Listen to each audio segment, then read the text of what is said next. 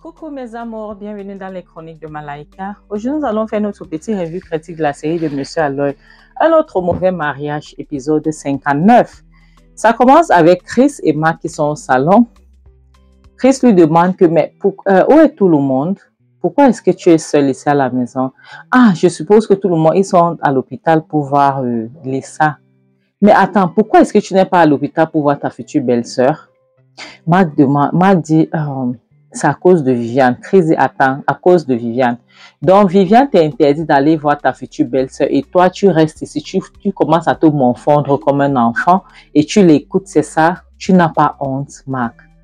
Tu n'as pas honte. Après, Mark dit, Chris, c'est pour ça que je t'ai appelé. Tu m'as appelé pourquoi?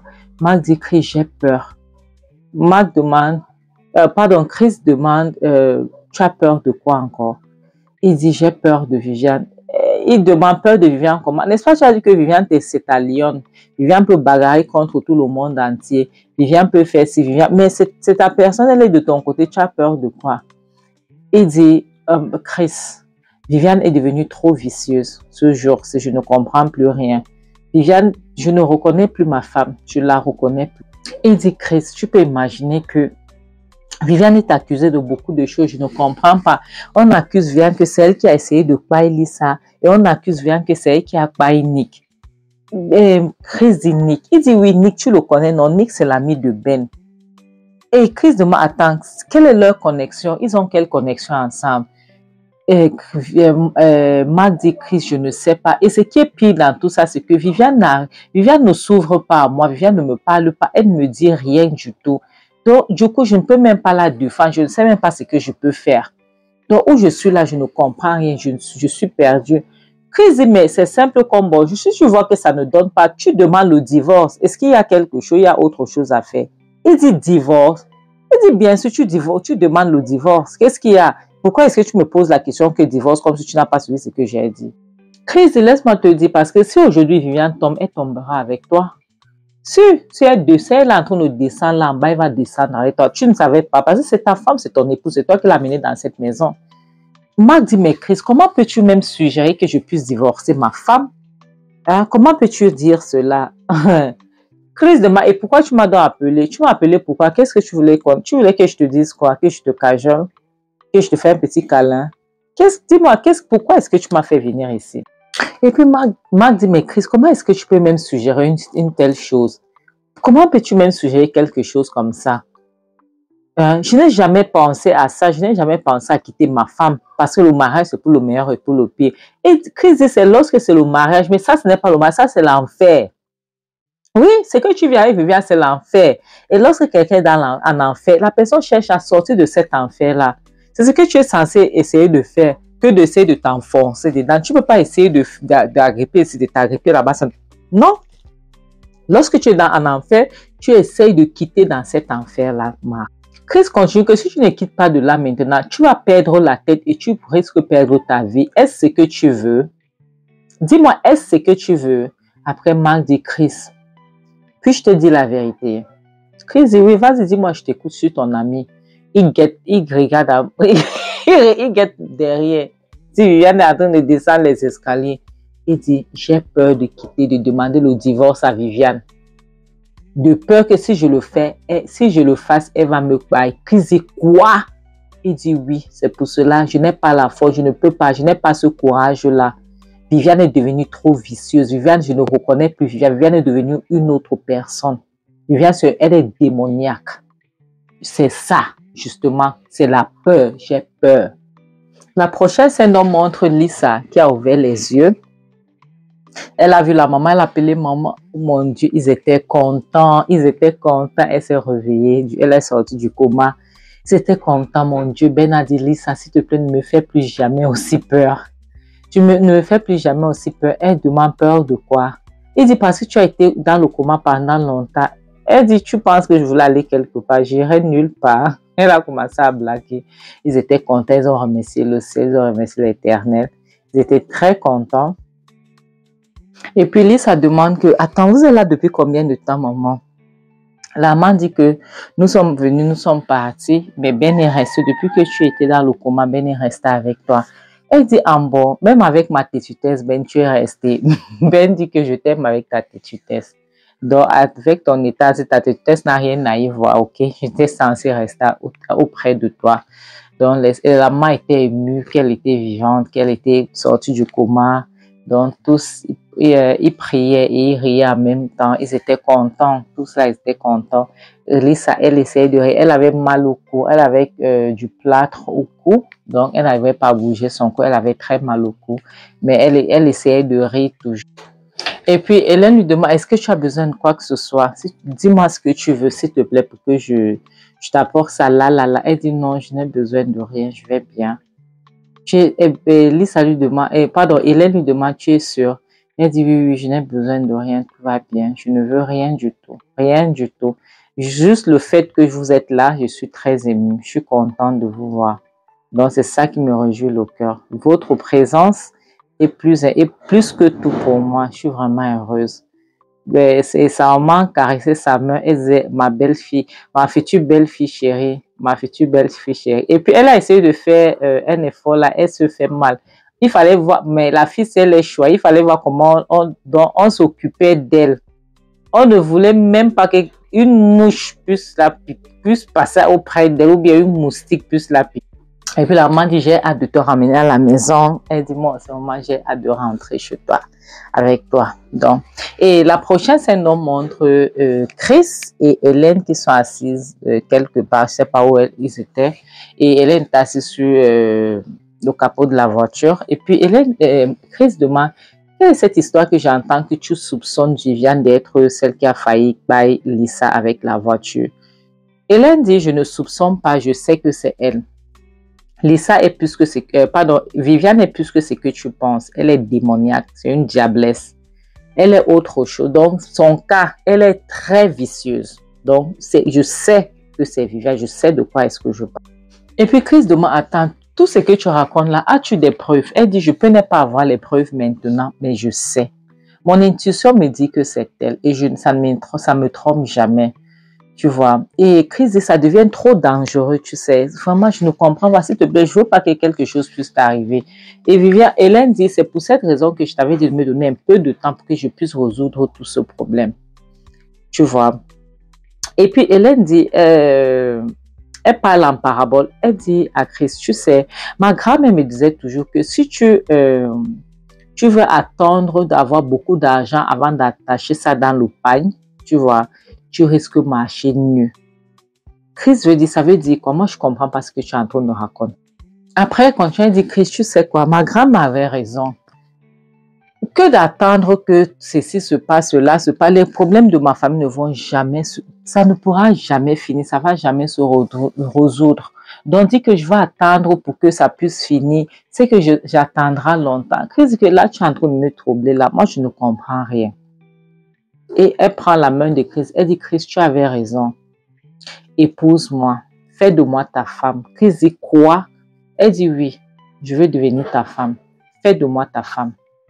Chris demande, tu es sûre de ce que tu es en train de dire? Elle dit, oui, bien sûr, j'en suis sûre et certaine. La prochaine scène nous montre Hélène qui est venue entrer dans la chambre. La maman était couchée. Elle est en dedans. Elle salue sa maman. Sa maman dit, ma fille, ça va. Elle dit, maman, je ne sais pas, j'ai fait quelque chose aujourd'hui, je ne sais pas ce qui va se passer. Sa maman se redresse. Elle dit, qu'est-ce qu'il y a, ma fille, raconte, qu'est-ce que tu as fait? Elle dit, donc maman, je ne sais pas si c'était la meilleure décision que j'ai prise. La maman lui demande, qu'est-ce qu'il y a, ma fille, parle-moi. Elle dit, maman, j'ai finalement accepté d'épouser Chris, j'ai accepté de devenir sa femme. Je ne sais pas si c'est bien. Sa maman dit, mais Hélène, il était temps pour toi de te remarier. Tu as bien fait. Tu sais que tu portes les histoires de cette famille sur ta tête, pardon. Ce n'est pas bien. Tu as le droit d'être heureuse. C'est ta vie. Tu as déjà trop fait pour nous. Tu es une femme. Tu dois être dans ton foyer. D'accord? Tu n'as rien fait de mauvais, ma fille. Tu sais, il était temps. En plus, tu n'es pas en train de te rajeunir. Tu es en train de vieillir. Donc, il est temps pour toi de te marier. Comme ça, tu pourras avoir ta part d'enfant. OK? Ou les enfants. Viviane est enceinte, certes. Et ça, au moment où Viviane passait dans les couloirs, lorsqu'elle a suivi son nom, elle est venue écouter à la porte. Viviane est enceinte, mais nous ne savons pas ce qu'elle va accoucher. Celle-là, comme elle est démoniaque, là, on ne connaît pas ce qu'elle va accoucher. Et comme ça, il a aussi temps pour Ben et Lisa aussi de fonder une famille. Donc, au moins, j'aurai les petits-enfants partout. Donc, s'il te plaît, fais-toi plaisir, ok? Tu as le droit d'être heureuse. Pardon. Ne pense pas à nous, s'il te plaît. Et puis, Hélène dit, donc, maman, ça veut donc dire que tu as donné ton accord, tu as prouvé que j'ai le droit de l'épouser, de fonder une famille, d'être heureux. Maman dit, mais bien sûr, ma fille, je suis heureuse pour toi. Tout ce qui est important, tout ce qui m'importe où je suis là aujourd'hui, c'est le bonheur de mes enfants. Ok? S'il te plaît. Lorsque mes enfants sont bien, je suis heureuse. C'est tout ce que je veux, c'est tout ce qui me concerne. Et c'est tout ce qui me rend heureuse. Donc, s'il te plaît, ma fille, vas-y, épouse-le, accepte. Ok? Accepte. Et la maman continue en priant pour elle. Et il y aura la paix, la bénédiction, l'harmonie dans son foyer. Et Christ va l'aimer beaucoup. Et elle aussi, en retour, elle va adorer son mari. Tu vois, elle a fait une petite prière pour elle. Et la sorcière Caraba était toujours là en train d'écouter à la porte. Vraiment, cette fille. Et lorsqu'elle écoute, alors ça l'énerve. Elle entre dans sa chambre. La prochaine scène nous montre Viviane qui entre dans sa chambre. Marc était au téléphone. Il était très furieux même au téléphone. Il cause avec quelqu'un. Et Hélène, dès que Viviane entre, il raccroche le téléphone. Et il dit, regarde-moi celui-ci, je regrette le jour où je t'avais épousé. Regarde-moi une malédiction comme ça. Regarde-moi un maudit comme ça. Et puis, Marc dit, regarde-moi une malédiction qui m'appelle un maudit. Elle dit, tu as dit quoi? Il dit, je n'ai rien dit. Elle dit, tu es ici. Tandis que tu es en train de parler, tu es en train de gaspiller ta vie au téléphone. Tu es en train de parler avec je ne sais qui au téléphone, qui n'est même pas important. Ta maman est là-bas en train de donner sa bénédiction pour que Hélène puisse épouser Chris. Et toi, tu es là. Tu sais ce que ça veut dire. Et il dit, et mon problème là, c'est quoi? Marc dit, mon problème là, c'est donc quoi? Elle dit, est-ce que tu sais que le reste d'argent qui reste dans ces familles, ils vont gaspiller ça pour célébrer ce mariage. Et Marc dit, et puis, ça fait quoi? Dis-moi, ça fait quoi, c'est ton argent? Et puis elle demande, je dis, pourquoi est-ce que tu es comme ça? Aujourd'hui, tu es d'accord pour que Chris épouse Hélène. Tu es d'accord avec Chris. Tu l'appelles ta soeur. Aujourd'hui, c'est ta soeur.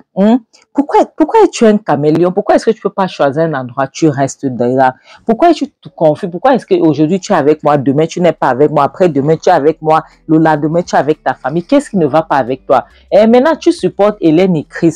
La même fille qui passe son temps à m'accuser que j'ai fait ci, j'ai fait ça, que j'ai payé les gens. Et dit oui, les crimes qu'on t'accuse, que tu n'as pas pu te défendre. Est-ce que tu as pu te défendre? Dis-moi, Viviane, tu as pu te défendre? Et puis, il dit en passant, est-ce que tu ne sais pas que si je ne t'avais pas épousé, Chris et Hélène seront mariés depuis? Tu sais ça? Tu sais ça, toi tu es là, tu ne peux pas te défendre. La nuit où tu venais, où tu étais bien en noir avec la capuche, je t'ai posé la question d'où tu sors, tu as pu me répondre. Jusqu'aujourd'hui, tu ne m'as pas répondu. Oui, au moins une personne dans cette maison aura fait quelque chose de bien. Une personne dans cette maison va épouser quelqu'un de bien, dans une bonne personne, dans une bonne famille. Elle dit quoi? M'a dit oui. Oui. Au moins, quelqu'un aurait réussi dans le mariage. Et Viviane demande, attends, qu'est-ce que tu viens de dire? Répète ce que tu as dit là. Il dit, je n'ai rien dit. Viviane dit, Marc, si tu sais que tu as les noyaux, Marc, si tu sais que tu es un homme, répète ce que tu venais de dire. Marc dit, je demande, c'est quoi ton problème, Viviane? Si Chris et Hélène veulent se marier, c'est quoi ton problème? Tu es là, tu parles d'argent, le même argent que tu as volé dans ma famille. Laisse-moi te dire une chose. Ben est en train d'arriver. C'est que Ben va te faire. Ben va te le corriger. Tu penses que tu as réussi, n'est-ce pas? Tu penses que tu as réussi à arnaquer ma famille en prenant cet argent, n'est-ce pas? Tu verras. Tu vas voir, tu verras tes règles. Parce que Ben fera en sorte que tu ne puisses pas t'en sortir. Tu ne peux pas garder cet argent-là, Hélène. Viviane, pardon. Tu ne pourras pas garder cet argent, je te jure, je te dis la vérité. Et lorsqu'ils viendront pour te prendre pour toi, je ne veux même pas me mêler. Je veux rester très loin de là. Et puis Viviane dit, Marc, tu vois cet argent, tu n'auras pas un centime. En plus, Ben n'a rien sur moi. Ben n'a pas les preuves que j'ai pris l'argent. Donc, vous ne pourrez rien contre moi. Mais tu vois cet argent, Marc, je te promets que tu n'auras pas un centime. Tu n'auras rien. Marc dit, Viviane, tu vois cet argent, tu vas tout donner. Tu penses que tu as réussi maintenant, n'est-ce pas? Mais gare à toi, tu n'as pas réussi. L'argent là va retourner dans notre compte. Et tu penses que tu nous as ruinés. L'entreprise est toujours là. L'entreprise peut être à terre maintenant, oui, mais nous allons nous battre pour faire tourner ça et ça va marcher. Les choses vont revenir, les choses vont redevenir comme avant. Tu verras. Tu as compris, les choses vont changer dans ma famille. Tu penses que tu nous as ruinés. Tu penses que tu as volé notre fortune. Prends ce que tu as pris là. Mais sache que nous allons redevenir. Donc, les choses vont bien marcher d'ici peu. Ne te dérange pas. Et tu verras. Tu verras. Mais ce qui est sûr, c'est que cet argent, tu vas nous remettre cet argent. Après, elle lui donne une baffe. Bang! Dès qu'il veut la gifler, elle dit, je suis enceinte, je suis enceinte. Il dit, tu sais quoi? Ma santé mentale est plus importante que toi. Tu ne vaux pas la peine. Tu n'es rien. Donc, je ne peux même pas gâcher ma journée ou bien ma santé mentale pour toi. Ça ne vaut même pas la peine. Pas du tout. Et puis, il dit, je regrette de t'avoir épousé, Viviane. Je regrette de t'avoir rencontré. Je maudis le jour où je t'avais rencontré. Elle dit, le plaisir est partagé. Tu sais quoi? Et ma seule consolation, c'est cet argent, Marc. Oui, cet argent est ma consolation. Donc, tu sais quoi? Je m'en fiche de toi. Mes amours, c'est ici qu'on va s'arrêter. Merci beaucoup. Moi, je suis très contente. Pourquoi? Parce que Marc est en train de voir ce qu'il a sémé. On dit, tu récoltes ce que tu as sémé. Si tu sèmes le vent, tu récoltes la tempête. Marc est en train de récolter sa tempête, c'est comme ça. Il a sémé le vent. Parce que même jusqu'à présent, on lui dit que divorce, il ne veut pas. Il veut rester là en gangang, qu'il aime la famille. Tu ne peux pas aimer la famille puisque ta santé mentale. Une femme comme Viviane, lorsque tu vois, tu la mets dehors. C'est ce qu'il aurait dû faire depuis. Maintenant, aujourd'hui, il a ruiné sa famille parce que s'il n'avait pas donné le code à Viviane, c'est qu'il ne devait pas avoir ce problème. Mais tu vas voir une femme qui est là pour causer le désordre, une femme qui te dit que je vais te faire mal, je vais te faire ci, je vais te faire. Tu prends l'argent, votre patrimoine familial, tu confies ça entre ses mains et aujourd'hui tu viens pleurer. Vraiment, Marc, si j'étais sa famille, c'est que Marc sera en prison. Même pas Viviane, c'est que pour le mal, je sais que Marc sera en prison. Donc, mes amours, je tiens à remercier ceux qui sont en train de me suivre. Dans les pays où on me suit, je tiens à faire un petit coucou à la France, la belle famille qui est la Côte d'Ivoire, le Bénin, Togo, Sénégal, Congo, Kinshasa, le State, le Burkina Faso, la Belgique, le Tchad, le continent et le Mali. Et je tiens à faire un petit coucou spécial aux gens qui laissent le commentaire sur ma chaîne. Et je fais un petit coucou à Madame Mary Dubois depuis la France, Charlotte Mankonko, Marie Ojo depuis le Togo, Colette Félicité, Lucie Sanou depuis le Burkina Faso, Zala Minata, Diallo Diallo, Augustine Akosi, Preska Kofi, Lisette Njomo et Awa Balo. Mes amours, comme je dis toujours, le mariage n'est pas une fin en soi. Vous devez penser à votre santé mentale parce que c'est très important, ok? C'est pour ça que je dis toujours, le mariage ne peut jamais vous amener au paradis. Que tu sois célibataire, que tu sois marié, ok? Mieux vaut être célibataire et être en bon état d'esprit que d'être marié et te retrouver de l'autre côté. Donc, mieux vaut être seul que d'être mal accompagné. En bon attendeur, salut, bisous, bye.